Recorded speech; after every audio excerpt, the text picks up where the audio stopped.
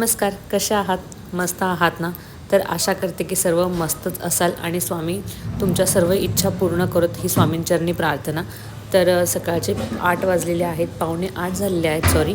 तर गरम पाणी प्यायला ठेवते आहेत. एक्सरसाइज करून झालेली आहे. सकाळी 6:30 किंवा 7 पर्यंत मी कशी पण एक्सरसाइज करायला स्टार्ट करते, म्हणजे 1 तास किंवा पाऊण तास मला मिळतो एक्सरसाइज करण्यासाठी.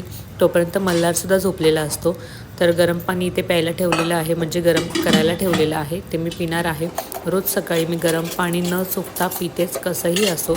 म्हणजे भरपूर फायदे आहेत ह्याचे गरम पाणी पिल्याचे आपल्याला, आणि हे तुम्हाला नव्याने सांगायची गरज नाही आहे मला. तर पाणी ठेवलेलं आहे इथे गरम करायला. त्यानंतर पटापट जे काल रात्रीचे घासलेले भांडे होते ते पटापट ट्रॉलीमध्ये लावून ठेवले. आणि रात्रभर कसे भांडे सुकतात म्हणून मी रात्री लगेचच लावत नाही, तर सकाळी लावते, जेणेकरून पूर्णपणे त्यातलं पाणी नितळून जातं. दुपारी पण मी घासलेले भांडे हे पूर्णपणे नितळून देते आणि मग संध्याकाळच्या वेळेला लावते, जेणेकरून ट्रॉल्या खराब व्हायला नको. कारण की जर पाण्याचा दमटपणा जर ट्रॉल्यामध्ये राहिला तर त्याच्यामध्ये कॉक्रोच किंवा जे काही किडे वगैरे असतात ना ते होतात.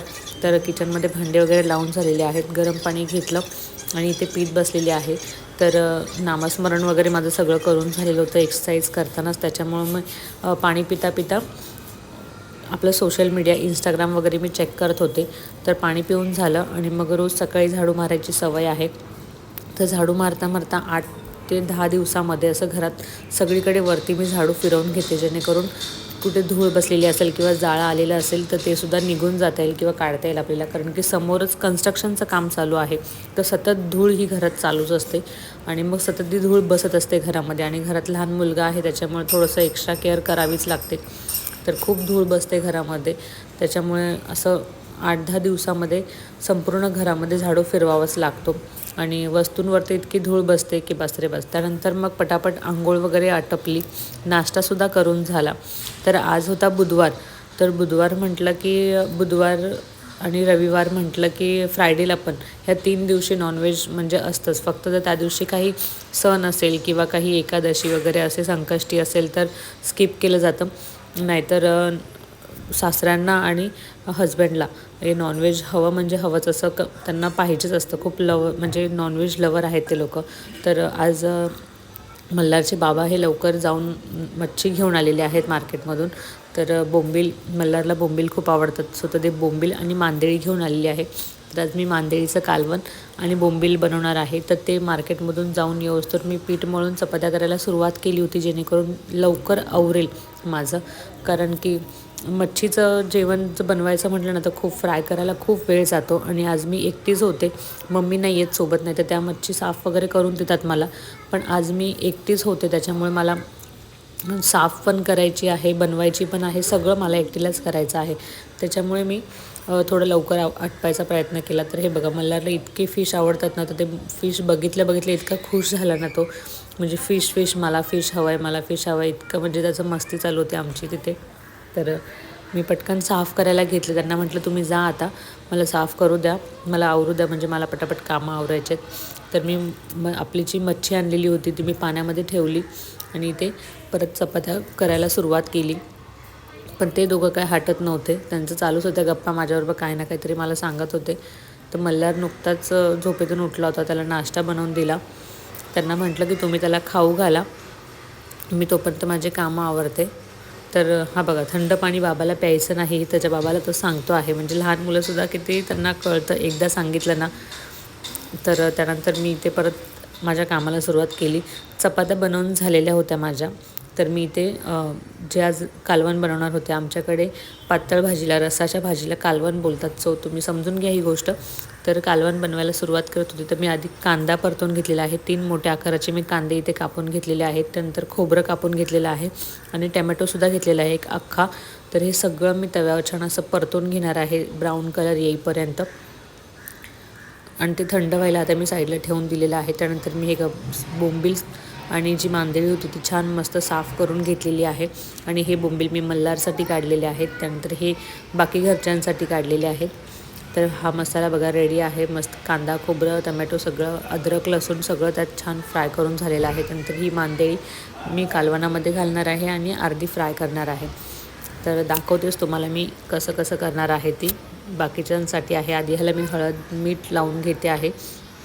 तर मल्हारच्या ह्याला मी फक्त हळद आणि मीठच लावते आणि बाकीच्यांच्या ह्याला मी हळद मीठ मिरची लावून ठेवते, जेणेकरून छान मॅरिनेट होईल ते सगळं, म्हणजे मसाला किंवा मीठ पूर्ण छानपणे त्याच्यामध्ये मुरेल ते. तर आधी मी मीठ घातले, त्याच्यानंतर मी हळद घालते याच्यामध्ये आणि मग मिरची घालते. मल्हार तिखट खात नाही, त्याच्यामुळे फक्त त्याला हळद आणि मिठाचेच बोंबील मी बनवते. तो खूप आवडीने खातो बोंबील भात. म्हणजे नुसतं जरी खायचं म्हटल्यानंतर त्याला खूप आवडतात, म्हणून मी त्याला तिखटवाले बोंबील नाही बनवत. सध्या तरी तो तिखट अजून खात नाही. थोडं मी त्याला सुरुवात केलेली आहे, पण सवय तर लावायलाच हवी, कारण की एकदमच नाही म्हटलं ना तर मग मुलं नंतर खायला नाही मागत. त्याच्यामुळे मग थोडंसं तिखट खायची सवय लावते मी त्याला हळूहळू. अगदी किंचित त्याच्या खाण्यामध्ये मी मिरची टाकायचा प्रयत्न म्हणजे थोडंसं सुरुवात केलेली आहे. म्हणजे त्याला सवय होईल, त्याच्या जिभेला ती सवय होईल हळूहळू. तर ठीक आहे, तर बघा मिरची घातलेली आहे. तुम्ही तुमच्या आवडीप्रमाणे किंवा तिखटाप्रमाणे तुम्ही घालू शकता. आमची मिरचीचा तिखटपणा हा थोडासा कमी आहे, त्याच्यामुळे मी 2 चमचे मिरची घातलेली आहे. तर हे बघा इथे तुम्हाला मी दाखवते आहे, हा हिंगाचा खडा आहे. मसाल्याच्या डब्यामध्ये आम्ही ठेवतो, जेणेकरून मसाला खराब होत नाही, मसाल्याचा वास टिकून राहतो, छान राहतो मसाला, एकदम फ्रेश जसा आपण नवीन बनवलेला राहतो ना तसाच राहतो. त्याच्यामुळे हिंगाचा डबा हा तुम्ही मसाल्याच्या बरणीमध्ये नक्की ठेवत जा. मसाले छान राहतात. काळा मसाला असू दे किंवा लाल मिरची पावडर असू दे, तुम्ही त्याच्यामध्ये जर हिंगाचा हा खडा ठेवलात ना तर मसाले तुमचे खूप जास्त दिवससुद्धा टिकून राहतात. अजिबात त्याच्यामध्ये किडे होत नाही किंवा म्हणजे बुरशी वगैरे काहीच लागत नाही. आणि मोस्टली तुम्ही मसाले हे काचेच्या बरणीमध्येच ठेवा, खूप जास्त दिवस टिकतात ते. तर हे बघा मी मस्त लाल तिखट हळद मीठ मिरची सगळे व्यवस्थित मिक्स केलेलं आहे. आता हे साईडला ठेवून देते आणि सुरुवातीला मल्हारचे बोंबील मी फ्राय करून घेतलेले आहेत, तुम्हाला दिसतात. त्यानंतर हे मी बाकीच्यांचे बोंबील फ्राय करून घेते आणि दुसरीकडे गॅसवर मी मांदेलीचं कालवण करायला ठेवलेलं आहे.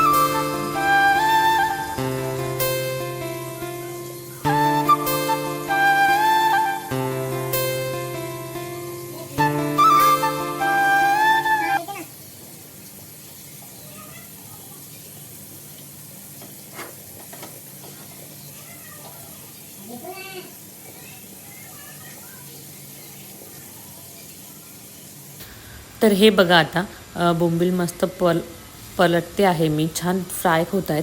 ह्या आधी ना मला बोंबील फ्राय करता येत नव्हते. ह्या आधी म्हणजे लग्नानंतर खूप छान बोंबील फ्राय करायला शिकलेली आहे मी, म्हणजे सगळ्याच प्रकारची मच्छी अशी छान करायला शिकलेली आहे. लग्नाआधी आईच सगळी करत होती, म्हणजे माझी मम्मी सगळं करत होती, त्याच्यामुळे मला इतकी सवय नव्हती. बोंबील परतायला गेले म्हणजे अशी पलटायला गेले ना की माझे बोंबील फुटायचे किंवा चिटकायचे.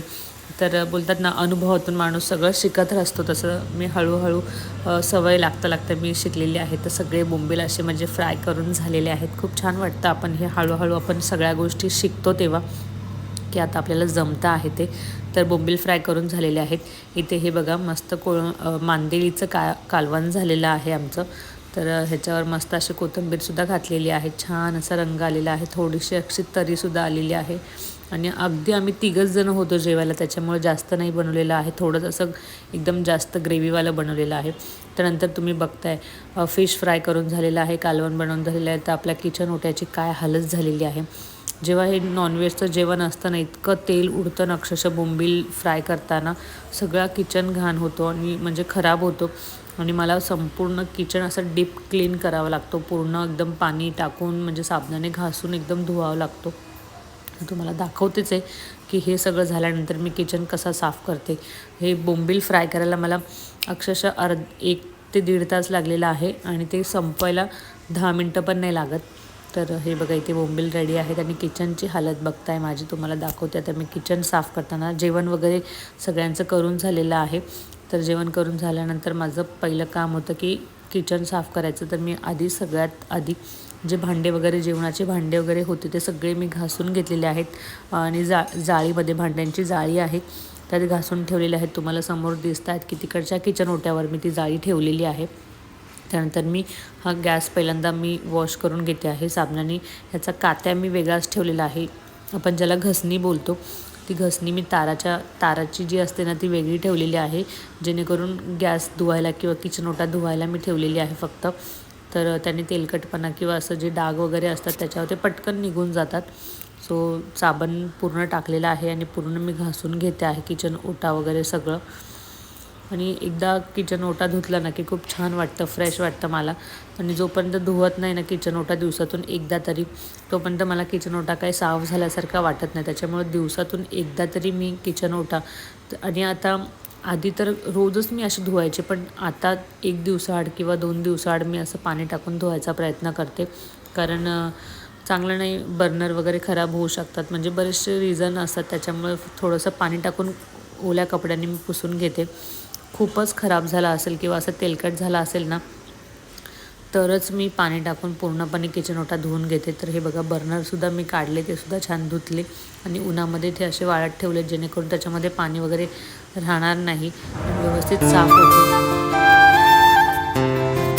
तर अशा पद्धतीने किचन ओटा मी डीप क्लीन करते पूर्णपणे. तर छान एकदम स्वच्छ होतं. तुम्हाला दाखवते मी, स्वच्छ झाल्यानंतर किती छान वाटतं.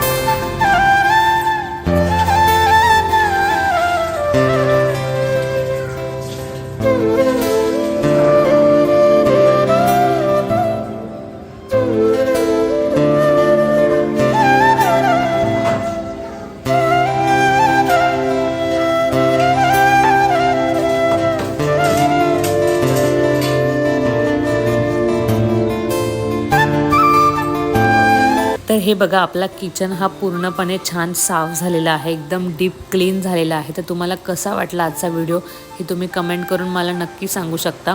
आणि व्हिडिओ आवडला असेल तर व्हिडिओला लाईक करा, शेअर करा.